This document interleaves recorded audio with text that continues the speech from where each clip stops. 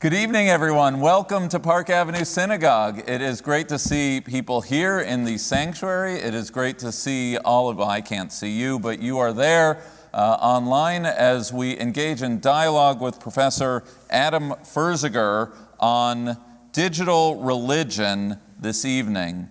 Professor Adam S. Furziger is a professor in the Department of Jewish History and Contemporary Jewry at Bar-Ilan University. His research focuses on the history of religious responses to modern and contemporary life in Western Europe, North America, and Israel. Professor Furziger is a prolific author and received the National Jewish Book Award in American Jewish Studies for Beyond Sectarianism, and he's currently the Bildner Visiting Scholar at Rutgers University. Please help me welcome Professor Furziger.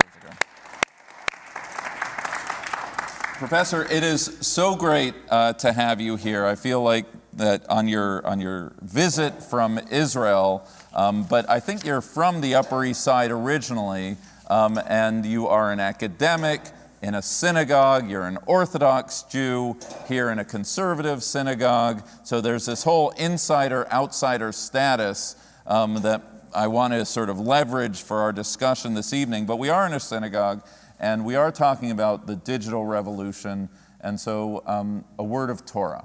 It's this week is Parshat Shmini, and in the middle of this week's Parsha, we have an incident where Aaron's two sons, Nadav and Avihu, are killed, mysteriously so, for offering what the text says an esh zara, a foreign fire. And commentators have a field day as to what their sin was that merited such a terrible punishment. Did the punishment fit the crime? But what I want to focus on is this esh zara, that at a basic level, these two individuals charged with leading ritual life, Nadav and Avihu, innovated. They did something different than before, and they were punished for it severely. And the tale seems to be a tale signaling the dangers of innovation gone awry. That said, anyone with a appreciation for the arc of Jewish history knows that everything about what we do as Jews is an innovation, whether it's the red heifer ritual, whether it's a Paschal offering, whether it's a Hanukkah candles, whatever it might be. At some point, every tradition was once an innovation. And the trick is, and here I'll quote University of Virginia's Dr. Vanessa Ox, who wrote, "Part of the efficacy of rituals is that we can easily trick ourselves into believing that our invented rituals were never new, re-embraced, or remade. But the fact is that all of our rituals were at one point created. They were new, and then, because they were embraced, they became real." So, what does this have to do with anything? We are at this inflection point of a digital revolution in religion, and tonight, Judaism. And we are not quite sure of getting our bearings right now of the moment we are in. So with that as a very rabbinic, wordy preamble to this evening, I want you as a historian, first of all, we welcome you. It's great to see you, Professor. But how do you understand this moment in Jewish history, having been a student of Jewish history for so many decades? So I understand this moment as that insider-outsider was great. Thank you, Rabbi Cosgrove. It's great to be here, and I feel very welcomed. Of course, I grew up in Riverdale, but went to school on the East Side, so I was always an insider-outsider, and I guess that carried through into the fact that I grew up in an Orthodox home, but I was the Torah reader in the conservative synagogue in Riverdale during my high school years, so some of my interest and appreciation started there. But we can move on, but that's not the thrust of our discussion. Yeah, the historians generally look at the past. I try to take some of those tools and look a little bit closer to our times, with all the reservations that entails. But before we get into the specifics of is it an inflection point, to what degree, or certainly the sense of instability that the digital landscape and the hybrid sort of existence that we've been in the last 2 years, and more broadly, how the internet has invaded, in a sense, our day-to-day and specifically our ritual and Jewish existence. Maybe we should give a little bit of a backdrop.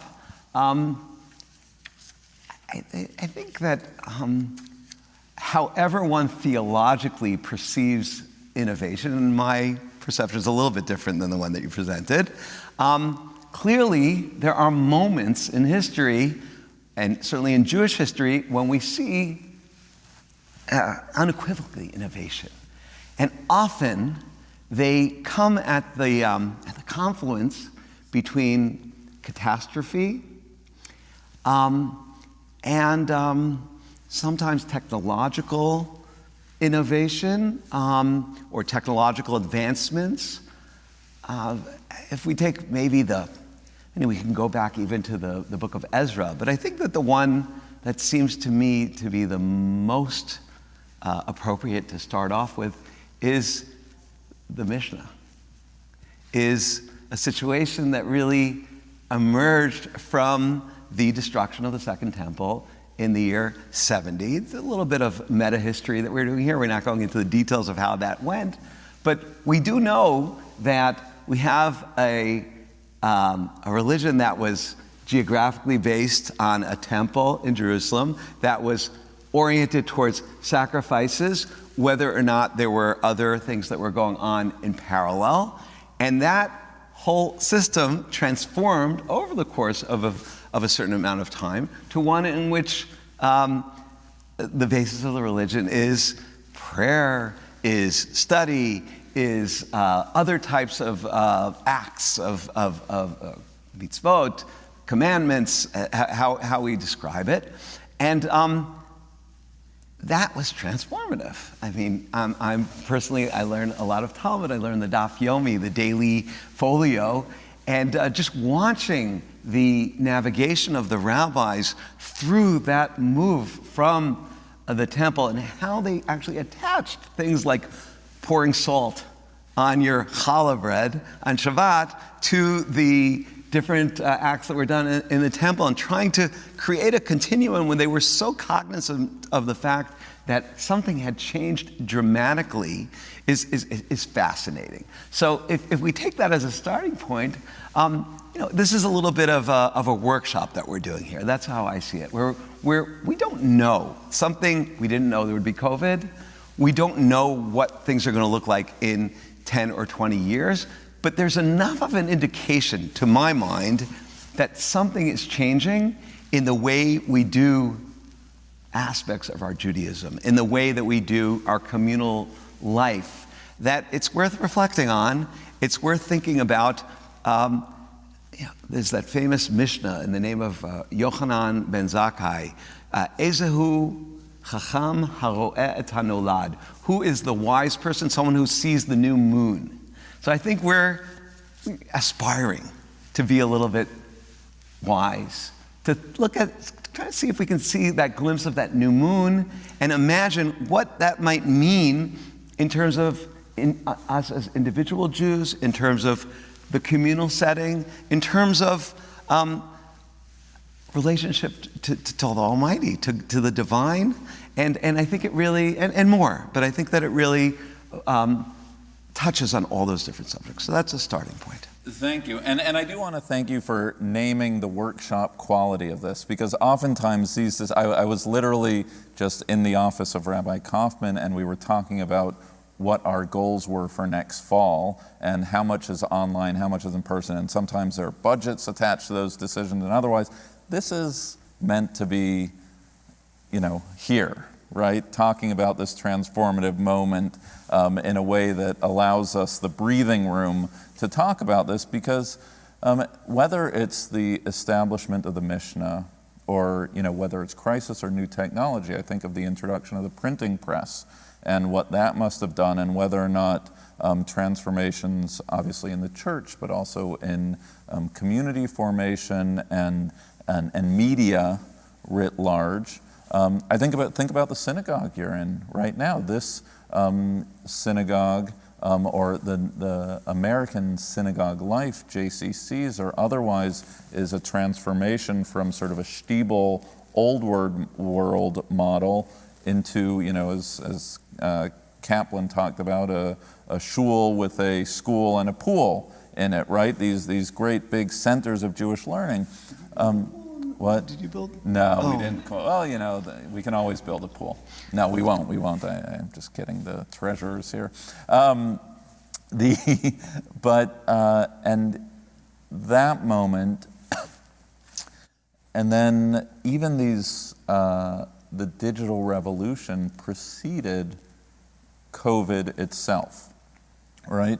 So you had the introduction of podcasts.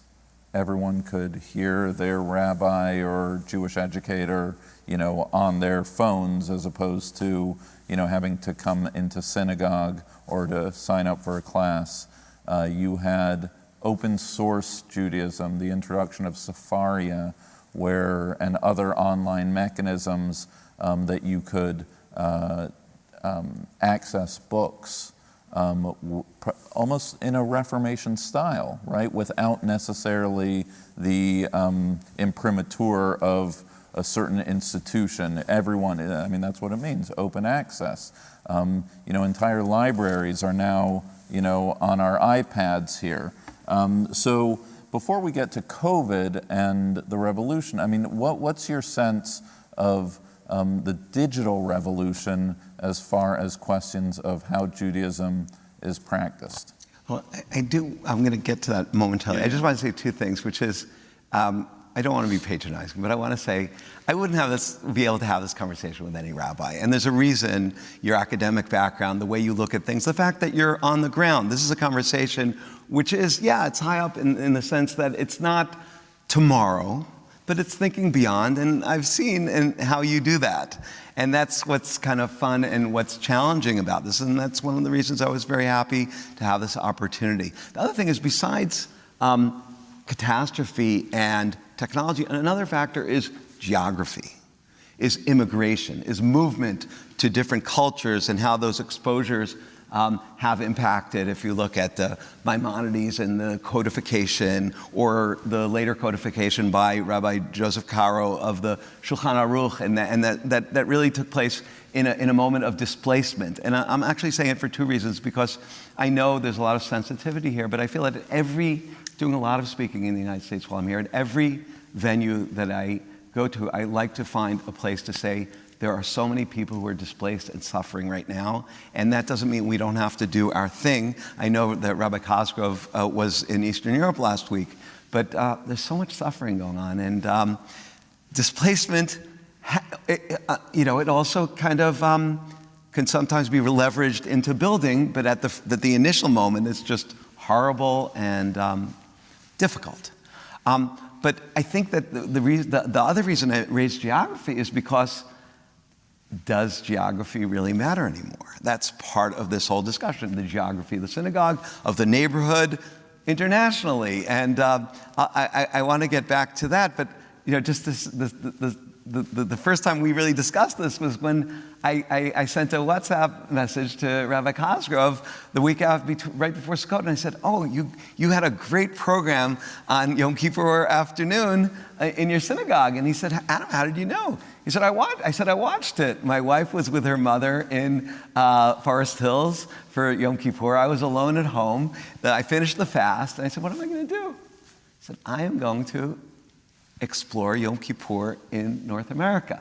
And I spent some time in this sanctuary, some time in Central Synagogue with Rabbi Booksdale and her community. I went over to that 92nd Street Y, then I went over to the West Coast, and it was illuminating. You should have stayed fasting throughout that whole time. You know how much more fun it is to do Yom Kippur while you're sort of eating in front of your laptop? I was going to say try it, but no, I won't, come to Israel and then you try it, whatever. Anyway, it was just one of these moments. So, I think that your invitation to discuss the different technologies that have developed, certainly, as a college professor, I used to get sent to the library. Now, if I don't put all the PDFs on the website or on the portal for my students, they don't know how to do it. I think that's actually an unfortunate thing, because most of your education, or my education in scholarship, started when I started looking for one book, but I found 10 other books on the shelf that were so much more interesting or that were illuminating that I didn't know existed, because it's limited when they tell you to look for that book, but then you start to explore. All these, I look at the things that whether it's HebrewBooks.org or whether it's Safaria, as unbelievable tools, but sort of in the way, and transformative in a certain extent, but really just mostly conveniences. It's easier to cut and paste. It's easier to access things. Sometimes it's easier to look things up, not necessarily. But I think that the distinction that if I may, I'd like us to sort of address is one that I've been doing quite a bit of research on: digital religion, which most of it is not about Judaism, most about other religions, and the sort of foundational dichotomy that is used is between religion online and online religion. And what that means is that, as Rabbi Kozrov demonstrated to me, a lot of activities, services, classes, rituals were available to people who were sick, to people who were couldn't get here before COVID.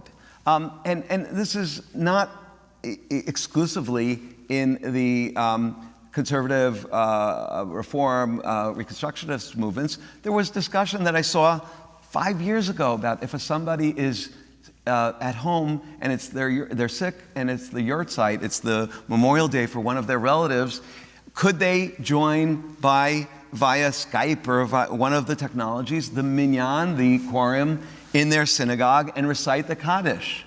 This was discussed by quite conservative, with a small c, Orthodox rabbis. There's fascinating discussion about, let's say, a grandfather is in America and the wedding is in Caesarea in Israel, and the grandfather can't travel. Can he say one of the 7 blessings, one of the Sheva Brachot at the chuppah? And do you have to have a minyan, a quorum of people there? Or does the blesser, does the person reciting the benediction have to be among those 10? So there was a little bit of that, but it was mostly, in my opinion, online religion, meaning religion was done in person. Religion was an act that took place in the synagogue, in the home, in the study hall. That's where it happened. Just like baseball games happen at the stadium, and we watch them from our living rooms or our studies. So that was a shout out to my friend Ethan over there. He knows why. The concept that people have been discussing today is religion online, is whether it be COVID circumstances or other ones, and there are initiatives of this synagogue, there are initiatives of other synagogues. There's even sort of a virtual synagogue that has been created. When we do religion in the digital arena, or when we do it in a hybrid form, does that change what we're doing? Does that make prayer different? What does it do practically to our experience, to our sense of community, to our sense of worship? And I think that in the literature that I've seen, certainly about Judaism, there's not a lot of discussion about this. And when I saw what the kind of things that you're doing, I said to myself, well, maybe here's an opportunity to get some insight into that online religion, because I think in some way, shape, or form, that is the direction that we may be going in. So, right. Look, the first category, if we could turn this into a dialogue, the religion online category has been very much a lived experience of our community over the last 2 years, because these, Zoom preceded COVID and podcast preceded COVID and YouTube, but clearly when the barriers went up due to COVID, in a way, other barriers went down as the religion of this synagogue was disseminated and continues to be disseminated far and wide. And that raised all sorts of questions about our offerings and what does it mean to be a member of a synagogue, if you can be here, there, or anywhere and access the same content, no matter who you are. Does some remain behind paywalls? Does other, are there distinctions that we make? I had an opportunity, a daughter of the congregation got married in Kansas City some months ago, and I went and did the wedding and hung out with a bunch of Park Avenue devotees, some members, some just online members, and we had a lovely breakfast together, and there are pockets of community all around. Some people here, we know that every Tuesday morning, for as long as I've been here, I've had a class after Minyan, usually just sort of 10 people with bad synagogue coffee. This morning, we had a professor from Hebrew University. We had over 80 people, it's totally revamped not just worship. I mean, the thousands of people who are with us on the high holidays, but it's transformed all sorts of baseline assumptions of, let me get the category right, of religion online, right? So, and then and now we're actually, the curious and quirky part of this moment is, please God, we're emerging out of this moment, and we're not talking about 2019, nor are we talking about 2020, 21, but we're talking about, well, what's going to happen quite literally this fall when we have people who are, I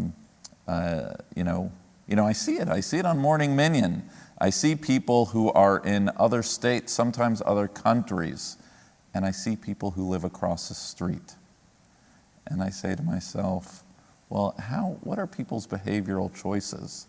And do you have to privilege the in-person experience in such a way that induces or forces that person that if they want to access community, then they need to get their tuchus in? Because at the end of the day, Professor, I'm old school like that, right? I think that this thing called religion, right, and this goes back to your earlier point about online resources. I think that there's a book, but Jewish education is that book taught through the medium of a Jewish educator. And in a classroom setting, it's not just the communication of information, but it's a communication of information in a classroom setting that constitutes, and whereas you can be online watching a service, presently, I don't think, you're not hearing the person sing off key next to you. And so I think that there are profound limitations, even with all of the silver linings of this moment in time. So I want to, if I may, Rabbi Cosgrove, I'm going to push you a little bit on this because it's meant to be a dialogue. And with lots of love and respect. This is a chavruta. This is a learning experience, and the way I was taught, if it's milchamta shel Torah, if it's a discussion for the sake of learning and with great respect, then we can bring it, exactly. So you said one point was the numbers. Yeah, certainly there are more people tuning in to Park Avenue Synagogue services than ever before. That's just statistics. And you went to Kansas City, and that was lovely. That was one side of what I heard. The other side of it was, but I'm old-fashioned, and I'm thinking, if you don't get to know your teacher, if you can't, have a little schmooze, if you can't have, some interaction, I can tell you as an academic, we're under pressure now. Why do you need to come to university when there's so much offerings online, when there's TED Talks, when the MIT has a program, Harvard has a program? And one of the things I say is what you said is that, a little bit different, what I say is that that's why professors have to be scholars, not teachers. They have to be good teachers. Sometimes they're not such good teachers, but they should be good teachers, but they have to be scholars. Because if they're scholars, then the meeting in the classroom will be one in which the student is exposed to cutting edge, is exposed to creativity, exposed to people thinking out of the box, beyond the accepted ways. And that is, I know from my experience, to be able to interact with a professor or a rabbi or a teacher and ask them questions and draw from them, because a planned lecture or a sermon always is limited because you have to plan it out. When people start asking questions, that's when they really gain in terms of their own experience. So that's on maybe a knowledge level. But when you went to Kansas City, so could you describe what you felt when all these avatars became people, right? When you all of a sudden you could see that someone you thought was tall was short, right? And someone you thought was whatever, and you started talking to them. That would probably be in the digital religion world, but called a hybrid experience, right? You went from the digital one to the in-person one, and with the full knowledge that was a one-time event, and you're going to go back. So maybe I'll make it more specific for you. Did you see that experience as building community, or did you just see it as sort of like, that's interesting, I get to meet these people in person? And what were you, as a rabbi, what were you doing there?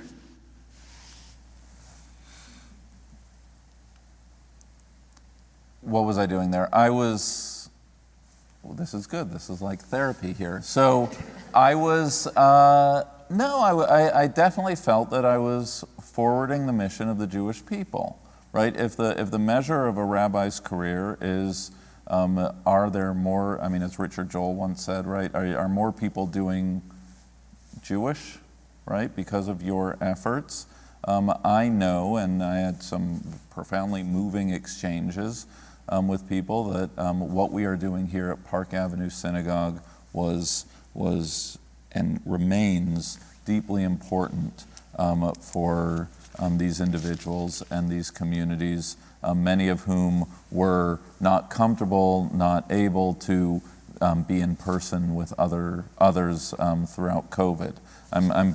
We'll get to the question about the what now conversation, but I felt very affirmed, and almost daily I am affirmed in our online presence of whether it's notes, letters, someone walking in. We now have sort of a sort of tourism business on Shabbos morning and Friday night that people who have been watching for several years now are coming in, and they say, oh, I've never been here at Park Avenue Synagogue in person, but now I'm actually here, and you sort of see a world that we've opened up to people. So I feel, I hope I'm answering your question, but I feel very affirmed in the relationship and what's going on. I don't think you're wrong to say that I'm a little mixed up in this. I appreciate you naming that here in person in my sanctuary on camera for the ages, right? I've said this very publicly. I have absolutely no desire to be the Walmart of religion. I am a shul guy. I love the synagogue on South Shore, Long Island. I grew up in a synagogue. I'm a product of synagogue life. I think those relationships you have of running around a Purim carnival or being part of a youth group or going to junior congregation or, all those millions of memories that made me the Jew that I am today. I am totally invested in the success of synagogue life across America. I think and it's because I believe in that so fiercely that I am invested not only in the in-person experience of my own synagogue, but in the in-person experience of other synagogues. And we've tried to model something here where all ships rise, that it's not an either or. But you're right to say that. So on the one hand, I am saying I'm very proud of our online experience. I believe that our efforts these last 2 years have made the Jewish people stronger in an absolute way and given the crisis. And I'm not taking my foot off the pedal of the in-person experience. So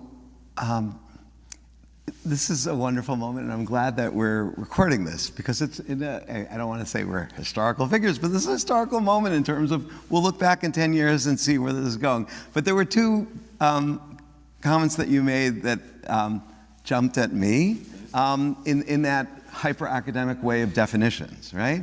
So the first one was, quoting Richard Joel, the more people doing Jewish. So as an academic, I say, well, what is doing Jewish, right? So, because one could say what you mean is in a sort of a Chabad way, is, first you go to all the stores in the Jewish neighborhood and give the women candles to light, or shake the lulav, or put on tefillin, but hopefully that will be, a step in, and then there'll be an interest, or do some sort of act of kindness. So one could look at the internet and the digital landscape as just the best, fishing rod, right? It's the best merchandise, the best marketing tool that has ever come around, because just the ubiquity of it and the people Google synagogue, and if you get your algorithm right, they get to Park Avenue, right? So I don't know if this is just a digital question, but I really think it does relate to it. So what is doing Jewish? If somebody I don't want to sound pedestrian. I'm just giving you as an example. If someone, it's actually in a very different context than one which is very controversial. I remember Amos Oz, I think, said it. He was talking about Zionism, not about synagogue. But he was asked what's his view of Israel versus diaspora, and he wasn't like his friend Olivet Yoshua, who had a very negative perspective of the exile, the galut, the diaspora, however you refer to it, of the dispersion, whatever word you use. Amos Oz was a bit complicated in light of a lot of things. I recognize that. He said, I look at Zionism as like going to a ball game or to the theater. And in the theater you have the audience, you have the stage, you have the actors. And there's a distinction. So the people living in Israel are the actors. The people who are in the audience are the spectators. They're certainly part of you can't have the play without each part, but there's a distinction, maybe a hierarchy. So taking that, whether one likes it or not, I'm just using it as an analogy. So are the people who show up to the synagogue in person and breathe and shake hands with the rabbi and hear the chazan in person, are they Amos Oz's actors on stage, and everybody else is just like a spectator? And then we ask, what is the nature of that spectator experience?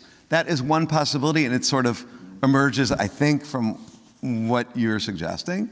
I would like to see how you react to that, but I'm trying to think, well, is it possible, is it already happening that those spectators aren't spectators? And somehow they're online in their living rooms, but somehow they do actually feel something that goes beyond watching, beyond being is there an online experience that is doing Jewish? I don't like the word active. Everything's active, but that is more foundational. That is more total in the experience and not sort of automatically detached. So, what do you think? Are they doing Jewish, and what does it mean? Are there different levels of doing Jewish? Is that what you're saying? How would you phrase it, Rabbi Cosgrove? I don't know if I would use hierarchical language. I think I would use language that everything people do is, when it comes to Judaism, is a good thing. And people have to find their access points wherever they may be. So if someone is choosing to sign up for a class online, then geh gesund. That's wonderful. And I do, as I said a few moments ago, I do privilege the in-person experience because, when you're gathering your papers up at the end, instead of just pressing end meeting, you're actually creating a relationship with the person next to you, or, you're kibitzing with the person during, I think that is, like I say, I'm old school. I believe in that.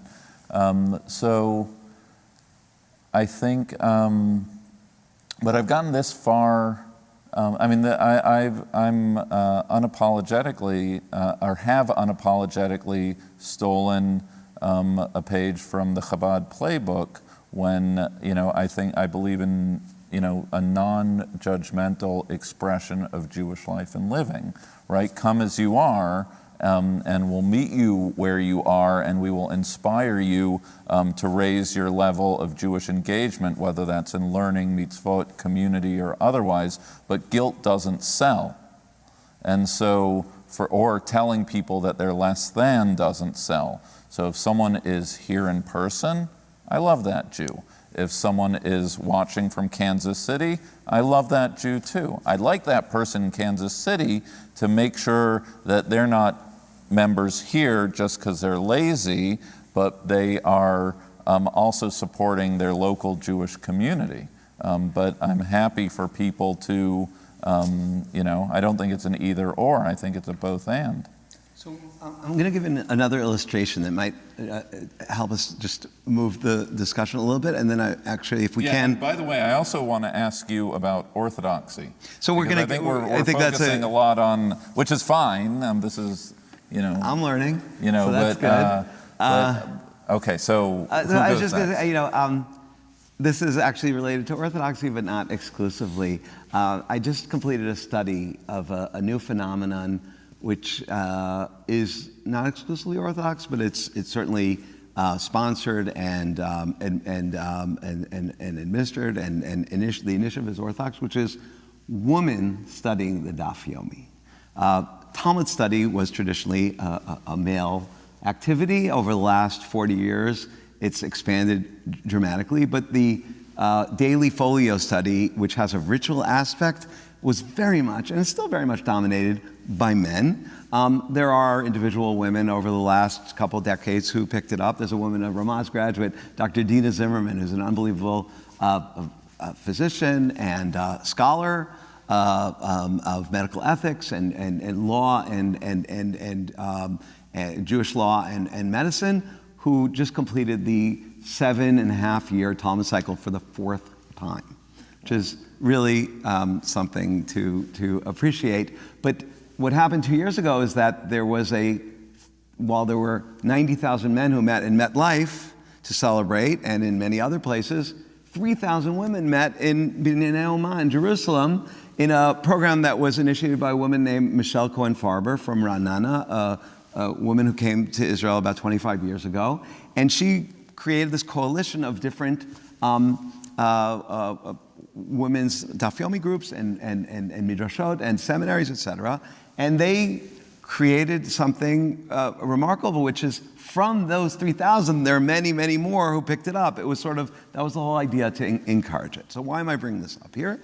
Because the thought initially was, well, we'll have our classes in their various places. In her case, she was teaching in her home in Ra'anana, and but we want to give access. So they started taping it and uploading it to YouTube and to Facebook and to WhatsApp, etc. And then COVID came along.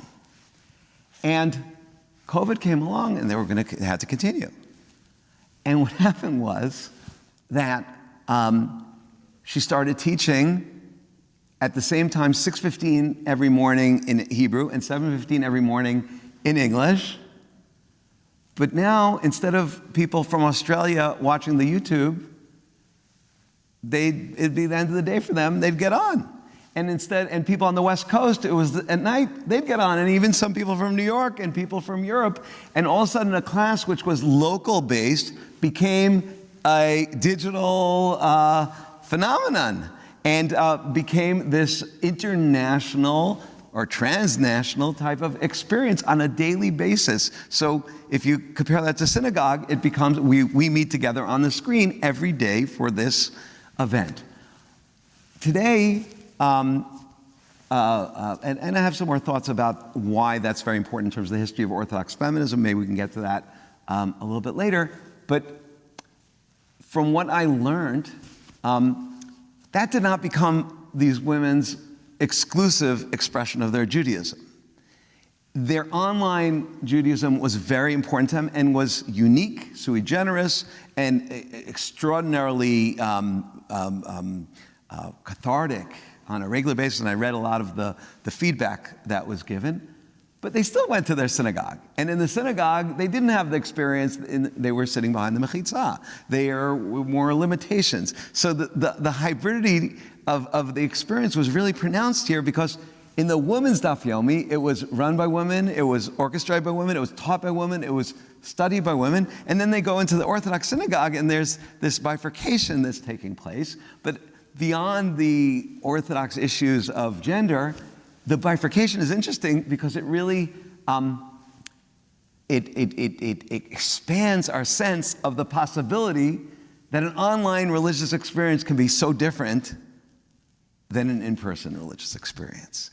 So I don't know if we're going to come up with what it means, but in a way, if you're thinking of 2022 or 2025, part of the possible upshot of our discussion is to think, do we have to think about online religious experience separately?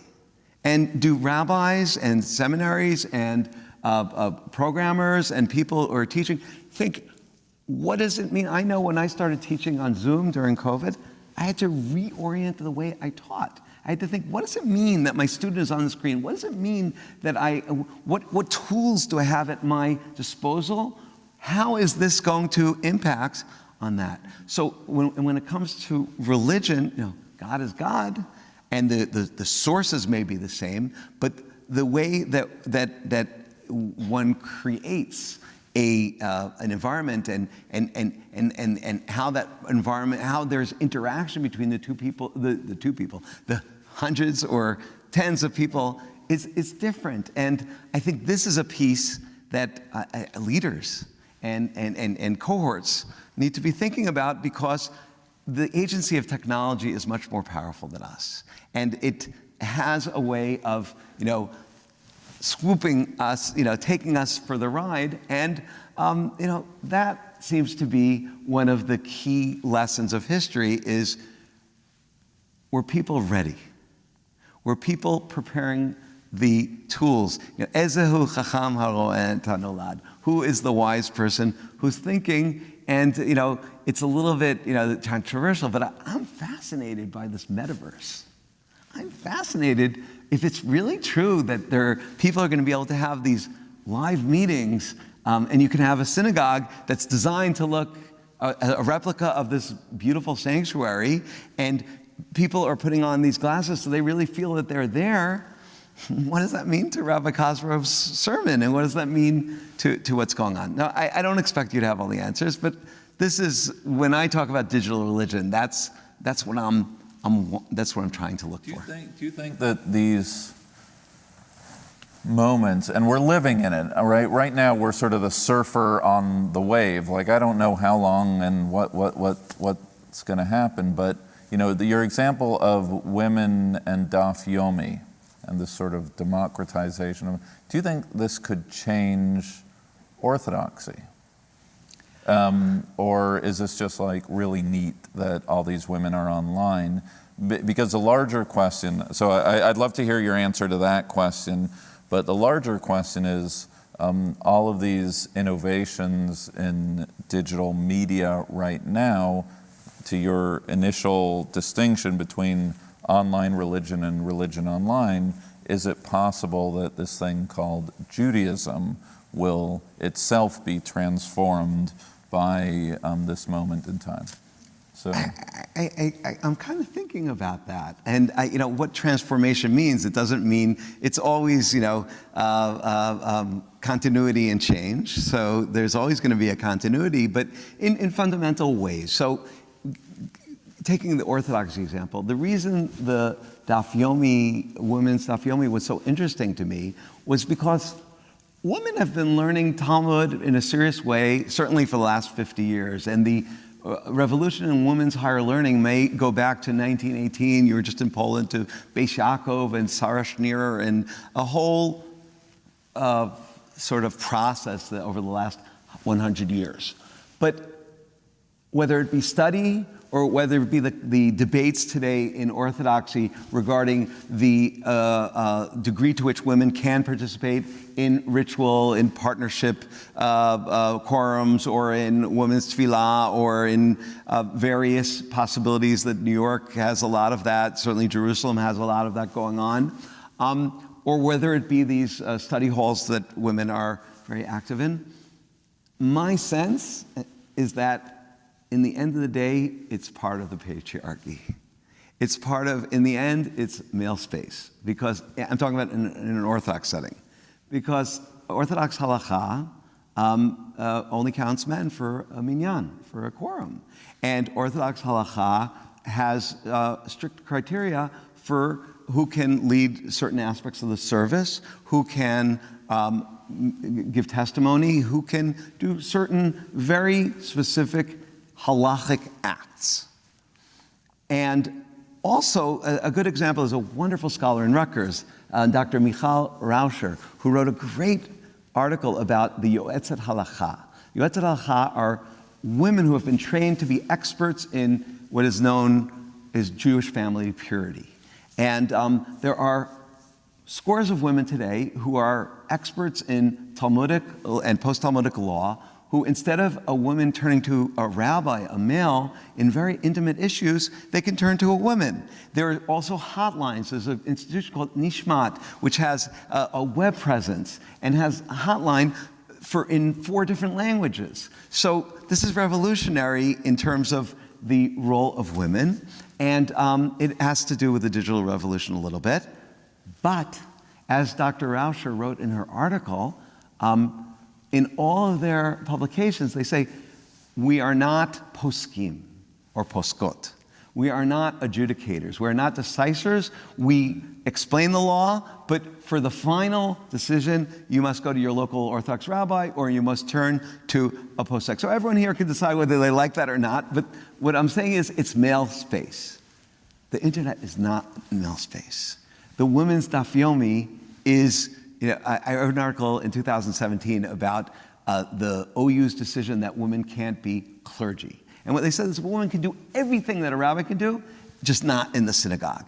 And I called it the sacralization of Orthodoxy, because it was sort of focusing the rabbi's role on what they do in the sanctuary, which is not, you do so much more. Your sanctuary activity is certainly critical, but you do so much more. We just took a tour of a synagogue and we saw all the different activities. And that is the American rabbi, whether it's the rabbi CEO or the rabbi as educator, social worker, guide, etc. And here it was sort of limiting the male rabbi to the sanctuary in almost a sacrological way.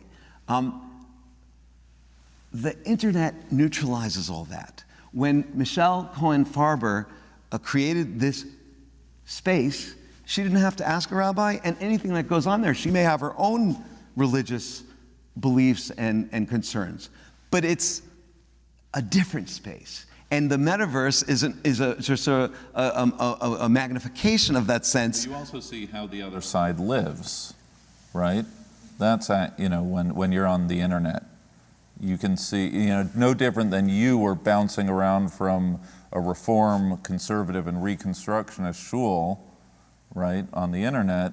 If you're in this women's space, there could be... And eating on Yom Kippur, right? And eating on Yom Kippur. You could see what is, who are the other teachers, and the ticket of entry is not your, some credential of origin, but rather, can you teach Talmud? So just like on Michelle's space, there are actually about 20% of the people who go to her class don't identify as Orthodox, right, which is interesting. But taking it to where you're, I think, moving, there are two pieces there. So I assume what you're suggesting is that it kind of, and that's our next meeting, where we're going to talk about denominations and to the degree to which, with the rabbi of KJ and the rabbi of the Central Synagogue, and there we're going to talk more about these labels and to what degree they still work. But from a technological perspective, if a so-called Orthodox Jew can visit a Reformed temple or a conservative temple, synagogue, or et cetera, what does that do to this whole sense of the divide, that whole sense that people have to put themselves into boxes? So, and I think earlier in the year, I actually did give a class once on that morning, in that morning 80 group thing for you, I think 2 years ago or a year ago. But we were talking about people who are ultra-Orthodox who were willing to address your class because it was online. But there is another piece to that, and I'm wondering what you think about that halakha, Jewish law, actually, in a sense, makes the divide between the non-Orthodox and the Orthodox even more intense in the digital frame, because of halakha, the decision that was made 150 years ago or years ago, that using electricity on the Sabbath and on Yom Tov, on the festivals, is not permitted in an active fashion. So I think a lot about that. Is the digital landscape going to enable more meetings, that not between Rabbi Koskov and Professor Persiger and Adam, but between people who maybe are less inclined to that kind of dialogue? Will it allow for people to feel less that they've made a statement, that people can join together? There's a Rabbi Melamed in Israel, who's getting a lot of flack because he met with Rabbi Delphine Horvillieux from France, from Paris, Reform rabbi, online 2 years ago, and his colleagues didn't like that. But again, on the other side, if